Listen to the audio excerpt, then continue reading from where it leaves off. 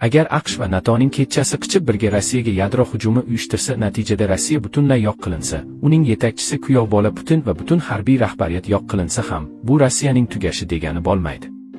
Urush davrida Rossiya AQSh har qanday paytda yadro hujumi uyushtirishi mumkinligidan doimiy qo'rquvda yashagan. Bu tahdidga qarshi Rossiya 1980 yillarda Solik 5ga 1 chiqol deb nomlangan maxfiy va halokatli tizimni ishlab chiqa boshlagan. Oqquloqlar yer ostiga maxsus sensorlar tarmog'ini o'rnatgan. Bu sensorlar yadro hujumining ilk belgilarini real vaqtda aniqlash uchun mo'ljallangan. Agar ushbu tizim kuchli yadro hujumini aniqlasa, u darhol seysmik faollik, radiatsiya darajalari va aloqa uzilishlarini tahlil qilishni boshlaydi. Agar hech bir Rossiya harbiy bo'linmasidan javob bo'lmasa, tizim Rossiya bosh shtabiga yadro enamizni ko'rsatgani kelyapti deb signal yuboradi. Agar u yerdan ham javob bo'lmasa, shilta qol avtomatik tarzda faollashadi.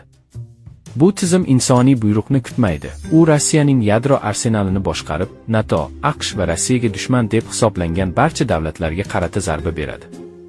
Bu shuni anglatadiki, biz ularga pismiq professorni nasihatini tarjima qilib berishimiz shart. Qisgan ko'tga balo yo'q, qichigan ko'tga davo yo'q.